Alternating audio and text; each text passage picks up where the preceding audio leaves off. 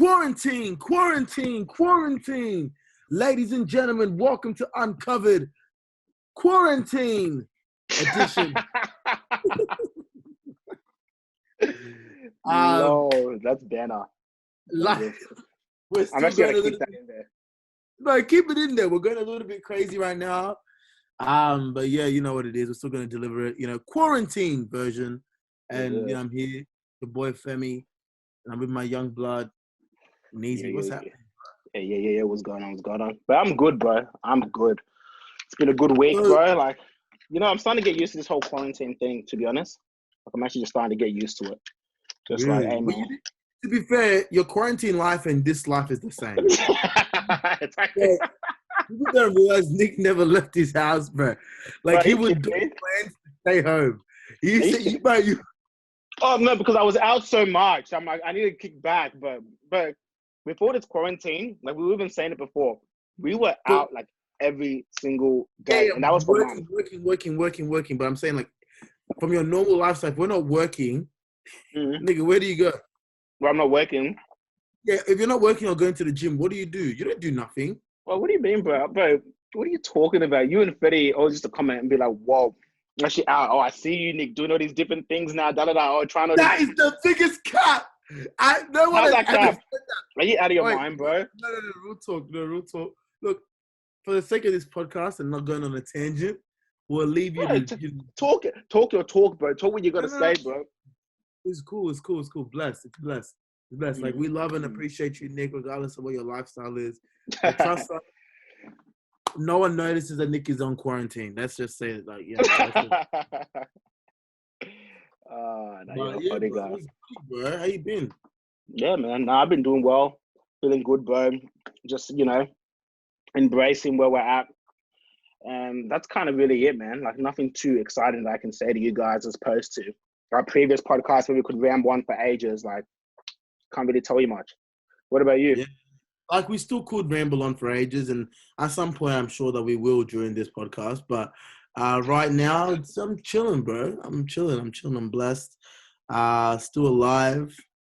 Still living, Yeah, it is what it is, bro. Like, this quarantine thing is really, really taking a toll on some people, but, it is what it is. So I'm good. Long story short, I'm good. Yeah, bro. How are you? Bro. Yeah, man, you already asked me, but thanks, bro. Yeah, I was just checking, making sure that you're paying attention. Yeah, all right, man. Cool. All right, man. Well, look, we're going to come at you guys again with another one. Another hot topic, as we always do. Hot. But in this episode, we're going to chat to you guys a bit more about overcoming fear. So I think fear is very relevant right now, especially, but not only just for what's happening right now, but just in everyday aspects of your life.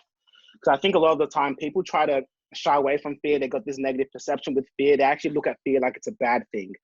And I'm guilty of that. I used to look at fear like it was a bad thing as well until I've kind of had a shift in my mindset after a lot of the personal development stuff that I've been doing and trying to embrace, that I realized that it's an amazing thing to embrace.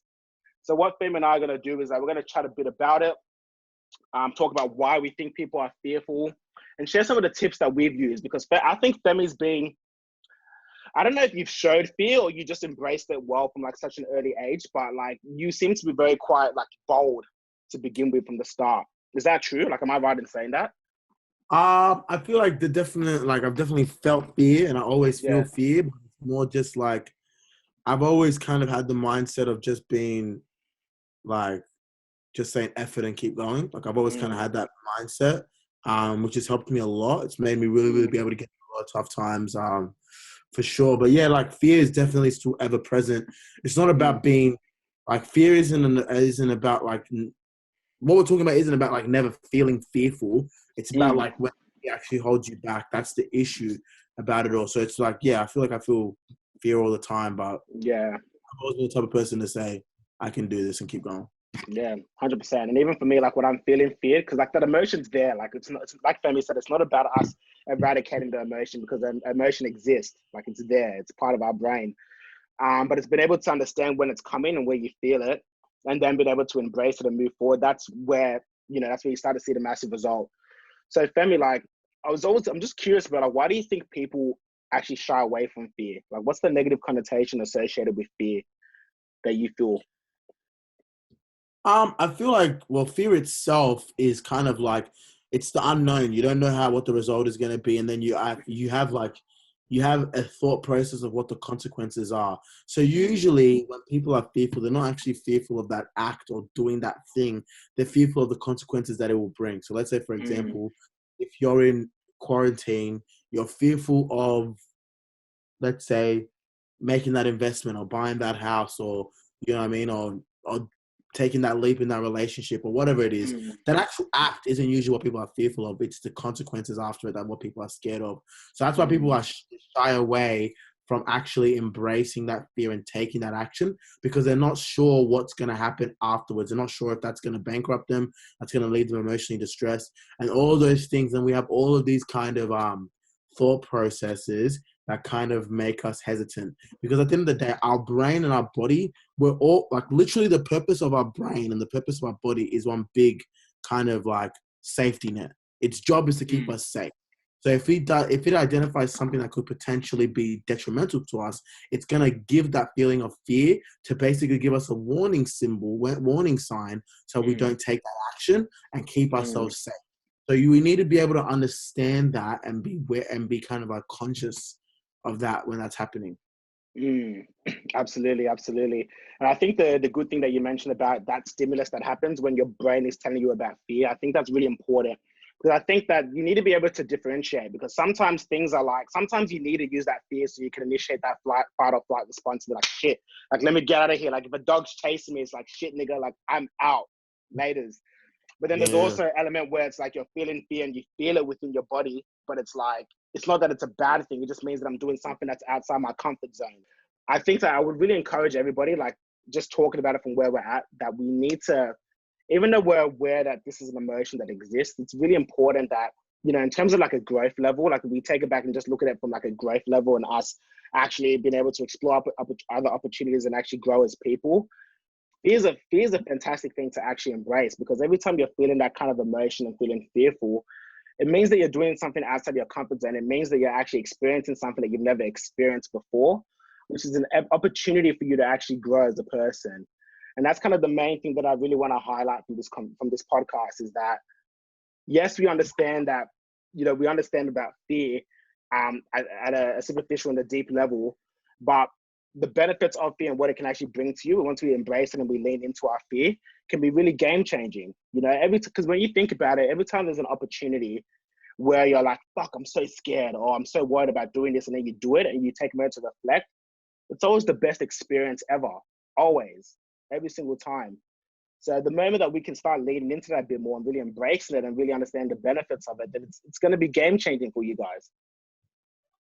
Definitely, man. 100%. I agree with that. I think that fear is something that we should definitely lean into rather than shy away from. Yeah, I think that's very... Absolutely. So what I kind of want to do is how we do with every other podcast, man, is that I just want to kind of share some tips and tricks that we think can be beneficial for you guys to start implementing to really lean into it. Because like we always say, it's always good to be like, oh, hey, like, yeah, this is it. This is the theory. But I like to be at some point, or I try my best to be able to give you guys some action steps that you guys can do. The action steps are all intangible. Of course, not tangible action steps, or some can be, some can actually, would you say? What would you say? I don't know what you've done. Huh? What you say? You have to say what you wrote down. I didn't write down anything, but I was just saying, I was just talking about, I didn't write down anything, but I was just saying like intangible or like tangible. I think that, yeah, you can definitely do lots of tangible stuff to be able to build your resilience to fear. I feel like you go like a step below and just kind of be comfortable being uncomfortable, and be kind of getting through that process. So for me, it's always what I say. It's always self-awareness, be knowing why your fear exists. Why do you have that fear? Why is that even a thing? I think that's what with every kind of like any psychological approach with fear is always understanding the root cause of the phobia. Why do we have a phobia? And I'm not saying that every fear is a phobia. I'm just saying like, I'm just making the ties together. So understanding that, being aware, doing your self-awareness. And then I guess like what you can also do is that you can always really just endeavor to be comfortable being uncomfortable. So like whenever you got a task to do that you wouldn't normally do, I would say you do the 3-2-1 strategy and you just do it. That's a really good one that helps me as well in terms of like something I would hate usually doing. Like whatever, I'll be like 3-2-1, just do it and then just think about it later. When you start you practice yourself doing that, when the bigger test happens, you'll be much more equipped. Because that's not going to be the thing that's going to be like, oh, yeah, I'm perfect now. But it's going to be when you do all of these different tasks together and you start getting more comfortable with it, when a bigger thing happens, you'll be much more likely to take that forward step. Yeah, absolutely. And I love that 3-2-1. I was actually going to mention that one as a tip because every time I'm feeling like, fuck, I don't want to do this because it's obviously uncomfortable, it's like that 3-2-1 instantly, you do it. And another thing that I was going to do that was really helped me a lot, like really, really helped me a lot, was a shift in perspective about the two. And what I mean by that is that by me understanding that anytime I feel like I'm in fear, I'm feeling that kind of emotion, then I automatically think as a result of me feeling that way, what does that actually mean for me in terms of that? Like, what does that mean that I'm actually achieving? You know, like I've just started doing like a morning ritual, and back in the day, because it's really new to me, there's an element of it which is very uncomfortable. And when I start feeling that emotion, like let's say people at the park, because as part of it, you need to do like a massive anchor and yell. And when people are around me, I tend to like, oh, let me go somewhere a bit further away so people don't hear me. That's a natural action. But what I've done now is that I've shifted that perspective. It's like, you know, this is what the whole point of this exercise is for me to be comfortable feeling uncomfortable. And when I shift that perspective, it's not about me being embarrassed, not about me caring about the external opinion, but it's more of like a lesson for myself and an experience for myself. And it means that I'm learning, I'm growing as a result of me delving into this fear a lot more.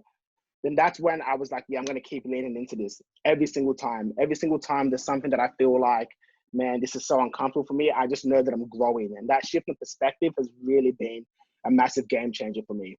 And if there's anything that you guys do, if there's any activity and stuff that you guys do, just always remember, right, like at the end of that activity, like what I said earlier, at the end of that activity, once you conquer it and you smash it, tell me there's never going to be a time where you don't feel absolutely incredible and you'll never regret it. Like people that skydive and they're like, fuck, like I'm so scared to do it. And then they do it. Like at the end, they feel absolutely phenomenal. Like they feel like they can take over the world. And that's something that we need to be leading into a lot more.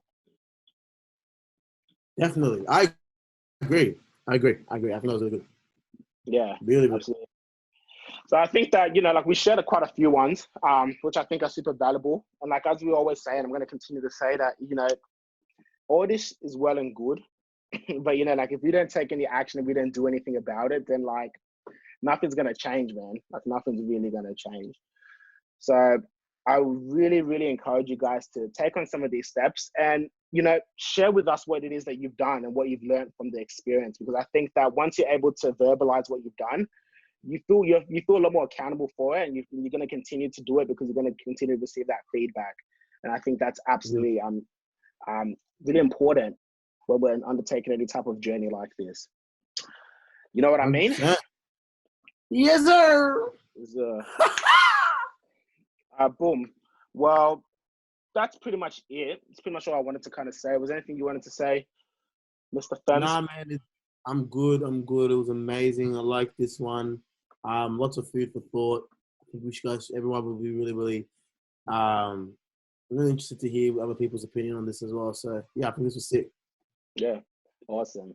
Well, we're going to continue doing these through Zoom. We're going to try to get a guest through Zoom because obviously... Quarantine. Don't need to say more. So hopefully we'll have one brought to you guys quite soon. We're still going through some of I think we've got a few more. But we'll get some exciting guests, you know, through Zoom, and we all embrace this social distancing together, you know, because we're one. We're a community. We're a group. And yes, sir. It's teamwork, baby. So quarantine. Yeah. Well, anyways, that's it for me. This was another episode of the Uncovered podcast with Nick and Femi. Please like, comment, share, leave a review. Love to hear your feedback. If you want to tune into some snippets and a bit of source, where you follow Instagram at Nick and Femi. And once you follow Nick and Femi, you'll know where to find me if you need to. Lock off my IG. It's going crazy. I might lock it off, bro. Yeah. It's going crazy. As in the reduction in followers. Huh? you said? All right, man. Anyways, guys.